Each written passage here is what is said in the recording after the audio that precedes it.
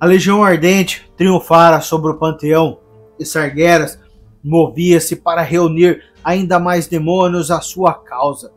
Contudo, a luta contra o Panteão revelara uma falha em seu exército aparentemente imparável, uma que ele estava determinado a remediar. De todo o vasto poder e intelecto de Sargeras, ele não conseguiria direcionar todo o seu exército de uma vez só. Os demônios eram vis e sedentos por sangue, mas muitos careciam de pensamento estratégico. Grande parte da legião havia caído desnecessariamente diante do Panteão. Sargeras desejava comandantes astutos e taticamente capacitados ao seu lado, e ele vira um local onde poderia colher tais servos, um mundo chamado Argas. Argas era o lado dos Eredar altamente avançados, uma raça muito mais inteligente do que qualquer outra encontrada por Sargeras. Os Eredar ansiavam por conhecimento acima de tudo, acreditavam que ao obtê-lo poderiam moldar o universo em um lugar melhor e mais benevolente. Um triunvirato de líderes governava os Eredar, não pela força ou pelo medo, mas contemplando as grandes questões do cosmos e compartilhando as respostas com seu povo. O poderoso Arquimonde tinha o dom de encontrar as qualidades nos que o cercavam. Seu comportamento audacioso inspirava seus seguidores, enchendo-os de confiança e coragem para enfrentar qualquer desafio. Kil'jaeden, o mais brilhante dos líderes, era considerado um prodígio mesmo entre os Eredar talentosos. Espirituoso e astuto, ele se deliciava desvendando os mistérios mais confusos do cosmos. Por último, havia Velen, o coração espiritual do triunvirato. Ele era um campeão incansável da paz, cuja sabedoria podia dissipar qualquer conflito. Individualmente, cada membro do triunvirato teria sido um excelente líder, mas, juntos, com cada uma de suas qualidades, trabalhando em sinergia, eles elevaram seu povo a alturas antes inimagináveis. A grande coesão dos Eredar era a solução ideal para as fraquezas da legião. No entanto, para recrutá-los para sua causa, Sargeras teria que corrompê-los completamente.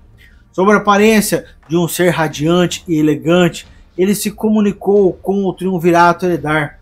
Sargeras apelou para seus desejos, prometendo-lhes conhecimento e poder inimagináveis.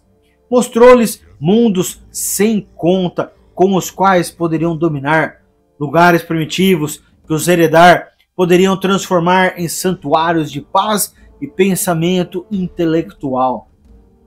Sargeras jurou compartilhar com os Eredar não apenas os segredos mais obscuros da existência, mas também a resposta final ao que ele acreditava ser a falha fundamental na criação. Em troca, os habitantes de Argas se dedicariam ao grandioso trabalho de Sargeras e o ajudariam a remediar essa falha. A oferta impressionou tanto Arquimonde quanto Kil'jaeden, que se sentiram honrados em fazer parte desse grandioso empreendimento. Velen, no entanto, não estava convencido. Sentiu algo estranho sobre a criatura aparentemente bela e toda conhecedora que lhes aparecera. Velen meditou usando um artefato antigo, presenteado à sua raça pelos sagrados Naaru, muito antes de seu tempo, o cristal de Atamal. Através do relicário encantado, ele recebeu uma visão horrível do futuro dos Eredar se eles se aliarem a Sargeras. Eles se tornariam horrendamente desfigurados, transformados em seres demoníacos de um mal sem fundo. Velen advertiu seus irmãos sobre o que vira, mas eles ignoraram suas visões e deixaram claro que pretendiam aceitar a oferta de Sargeras. Temendo que Arquimonde e Kil'jaeden o matassem se continuasse a discordar, Velen fingiu aceitar. Embora ele e Kil'jaeden fossem muito próximos, Velen não acreditava que poderia confiar em seu vínculo para prevalecer sobre as promessas sedutoras de Sargeras. Velen desesperou-se pelo destino de seu povo. Neste momento de desespero, os mesmos seres que lhe concederam a visão da queda dos Eredar se aproximaram dele. Um dos Naaru, Kuri, contatou o líder Eredar e ofereceu-se para guiar ele e seus aliados mais próximos para a segurança. Cheio de esperança renovada, Velen procurou outros Eredar em que acreditava poder confiar. Enquanto Sargeras chegava a Argos para corromper os Eredars desavisados, Velen e seus seguidores fizeram sua audaciosa fuga. Eles se reuniram a bordo de uma enorme fortaleza dimensional Naaru, conhecida como Genedar, e fugiram de seu mundo natal para sempre. A partir desse dia, Velen e seus seguidores seriam conhecidos como os Draenei, ou os Exilados. Em Argos, Sargeras dobrou os outros Eredar à sua vontade profana. Sussurros fantásticos de energia vil inundaram as mentes dos habitantes do mundo, anulando sua capacidade de raciocinar. Sargeras também infundiu os Eredar com energia vil, torcendo suas formas para se assemelharem a demônios horrendos. Sargeras moldou a astúcia e o intelecto inato de Kil'jaeden para atender aos desígnios da Legião. Conhecido dali em diante como o Enganador, Kil'jaeden foi encarregado de usar sua astúcia para seduzir as civilizações mortais do universo físico e transformá-las em agentes da Legião Ardente. Sargeras também viu o talento de Arquimonde em motivar seu povo como uma ferramenta inestimável para fortalecer a Cruzada Ardente. Arquimonde, doravante conhecido como o Profanador, usaria sua vontade poderosa para impulsionar as massas demoníacas a atos de violência extrema. Ele extrairia e temperaria a fúria e a força feroz de todos que serviam sobre ele, remodelando-os em armas de aniquilação. Sob o comando dos Eredar, as fileiras da Legião Ardente incharam com novas raças demoníacas, reunidas da espiral etérea e dos mundos da grande escuridão. Arquimonde fortaleceu os monstruosos senhores do abismo e os recrutou para servir como máquinas de cerco vivas. Eles inspirariam terror em todos os que enfrentassem. Os Mo'arg, uma raça de demônios altamente engenhosa e trabalhadora, tornaram-se os armeiros da Legião. Forjariam armamentos e construtos infundidos com energia vil para sitiar os mundos dos cosmos. Kil'jaeden também trouxe as devassas Sucubi para infiltrar mundos em potencial para a conquista e reunir informações sobre suas civilizações. Os brutais guardas da perdição, guerreiros demoníacos de força e crueldade incomparáveis, lutavam como tropas de choque da Legião. As zelosas Shivarras tornaram-se as principais místicas e conselheiras da Legião, fomentando uma lealdade fanática a Sargeras. Essas criaturas perversas, entre muitas outras, fortaleceram o poder da Legião Ardente. Satisfeito com suas forças crescentes, Sargeras lançou os demônios na grande escuridão, renovando sua cruzada ardente contra a criação. Nas eras vindouras, a Legião varreria inúmeras outras civilizações e mundos da existência. Enquanto isso, sem o conhecimento de Sargeras, as últimas brasas do poder do Panteão se agarraram à vida. Embora Sargeras tivesse destruído as formas físicas dos titãs, a grandiosa magia de Dorganon havia preservado suas almas.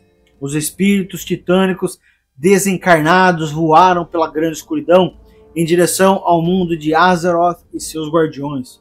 Lá, o Panteão esperava encontrar formas físicas para habitar. Se não encontrassem tais recipientes, os titãs temiam que seus espíritos enfraquecidos logo desaparecessem no esquecimento. Ao chegar em Azeroth, os espíritos esgotados se chocaram contra os guardiões. Criados pelas próprias mãos do panteão, os guardiões foram imediatamente sobrecarregados à medida que os poderes titânicos flamejavam em suas mentes. Eles testemunharam memórias fragmentadas de mundos distantes, de vidas nunca vividas e maravilhas nunca vistas, mas não tão rapidamente quanto o influxo de poder havia vindo, ele diminuiu. Os guardiões, ainda retendo suas personalidades originais, ponderaram sobre o estranho fenômeno. Eles sabiam que haviam sido agraciados com uma porção do poder do panteão, mas não tinham consciência de que os últimos vestígios de seus amados criadores estavam infundidos em seus corpos. Os servos, perplexos, clamaram ao panteão por respostas, mas não receberam resposta alguma. O profundo silêncio perturbou os guardiões e eles mergulharam em um longo período de confusão e desconforto. O deus antigo Yogg-Saron, aprisionado sobre Ulduar, sentiu essas emoções flutuantes. Nas eras desde a ordenação de Azeroth, uma aguda consciência começara a se agitar dentro da entidade. Yogg-Saron havia concebido um plano para enfraquecer seus guardiões e escapar do aprisionamento. Ele corromperia a forja dos titãs, contaminando sua matriz de criação com uma estranha moléstia conhecida como a maldição da carne. Qualquer titã forjado criado pela máquina depois disso sucumbiria a essa aflição. Alguns até a transmitiriam às gerações anteriores de titãs forjados. A maldição da carne gradualmente transformaria muitos desses servos infectados em seres mortais de carne e sangue. Seres que o astuto deus antigo sabia que poderiam ser facilmente mortos. Para implementar esse plano, Yogg-Saron se voltou para o guardião Locke. Dos guardiões de Ulduar, Locke era o mais perturbado pelo silêncio do panteão. Yogg-Saron assaltou o guardião por meio de sonhos febris, alimentando as frias chamas de seu desespero, buscando conforto de um lugar muito mais sutil. À medida que Locke mergulhava cada vez mais no desespero, ele buscava conforto em uma Vriko chamada Seth, companheira de seu irmão, o guardião Thorin. Locke frequentemente encontrava Seth em particular, contando-lhe seus medos mais sombrios. Com o tempo, um amor proibido floresceu entre os dois titãs forjados. Yogg-Saron se agarrou ao amor de Locke por Seth e o transformou numa perigosa obsessão. O relacionamento rapidamente azedou devido ao comportamento cada vez mais compulsivo de Locke. Cada vez mais ele falava em professar abertamente seu amor um pelo outro, um ato que Seth veemente se opunha.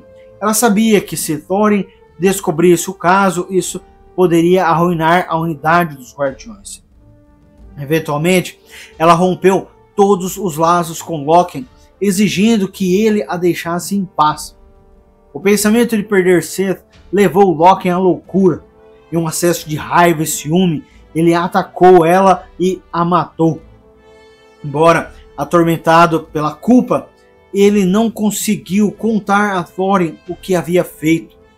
Locke se empenhou em encontrar uma maneira de encobrir a morte de Seth. Foi nesse momento de necessidade que o espírito dela apareceu diante de seus olhos. Para a surpresa de Locke, essa imagem de Seth o perdoou. Ela também o alertou sobre a necessidade de agir com rapidez para que Thorin não descobrisse a verdade. Se isso acontecesse, os titãs forjados mergulhariam em guerra civil e todos os juramentos que Locke fez ao panteão seriam quebrados. A sugestão de Seth pareceu a Locke uma astúcia, uma característica que ele nunca soubera que ela possuía. Ele sentiu seu julgamento e afastou suas dúvidas. Sob a orientação de Seth, Lórien arrastou o corpo dela para os gélidos confins dos picos tempestuosos. Ele informou a Thorin sobre a morte de sua esposa e convenceu o guardião de que Argren, rei dos gigantes de gelo, era o culpado. O devastado Thorin desencadeou sua fúria descontrolada, matando Argren e muitos de seus seguidores. Esse evento desencadeou uma guerra catastrófica entre os gigantes da tempestade de Thorin e os gigantes de gelo de Argren. O espírito de Seth continuou ajudando Lórien enquanto o conflito prosseguia. Seu guia tornou-se cada vez mais extremo e preocupante, mas Lórien avançou mesmo assim. Ele convenceu a construir um exército próprio usando a Forja dos Titãs, grande o suficiente para proteger Ulduar das depredações dos gigantes em guerra. Lórien foi até persuadido a punir seu irmão por iniciar a guerra. Ele repreendeu Thorin por deixar a raiva dominar suas emoções e por criar uma fenda terrível entre os titãs forjados. Lórien ainda repreendeu seu irmão, afirmando que a própria Seth olharia para ele com vergonha se pudesse ver as coisas que ele tinha feito em nome dela. Em condenação amarga, lançou Thorin em uma depressão profunda. Tomado pelo arrependimento, ele abandonou Ulduar e se isolou em solidão. Com Thorin em isolamento, Lórien usou seu exército recém-forjado para subjugar os gigantes e encerrar o conflito. Todos aqueles que resistiram à sua vontade foram trancados em câmaras de êxtase. Mas, à medida que essas batalhas avançavam, Lórien notou algo perturbador entre seus guerreiros. Uma aflição sombria permeava seus espíritos. Lórien chamou novamente Seth em busca de conselho, mas dessa vez ela permaneceu em silêncio. O pavor tomou conta do guardião ao perceber que o espírito dela não existia de fato. Ela era apenas uma mera ilusão criada por Yogg-Saron. Embora Lórien não soubesse, o falso espírito de Seth também tinha corrompido a Forja das Vontades, enquanto o guardião criava seu exército. A maldição da carne de Yogg-Saron havia enraizado no coração da matriz de criação da máquina. Lórien, em seu egoísmo, permitiu que Yogg-Saron o manipulasse como um peão involuntário. Essa descoberta despedaçou os últimos vestígios do coração nobre de Lórien. Ele se tornou obcecado em manter suas transgressões em segredo, mesmo que isso significasse abraçar o poder de Yogg-Saron. Com tal poder sobre seu comando, ele sabia que poderia derrotar os guardiões restantes e destruir todas as evidências de seus erros.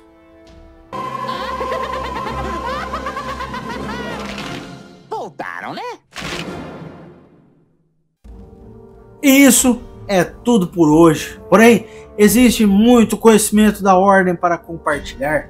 Antes de sair, não esqueça, primeiro, se você não faz parte do Kinantor, clique no botão inscrever-se para fazer parte da Ordem. Depois, deixe seu gostei para que o YouTube saiba que este conhecimento deve alcançar outros. Dessa forma, você pode ajudar a espalhá-los pelos 4 cantos de todos os reinos da existência. E em terceiro lugar, marque o ícone no sininho para que você possa ser notificado sobre novos conhecimentos para adquirir e compartilhar. E até o próximo, que a luz da aliança ilumine seu caminho.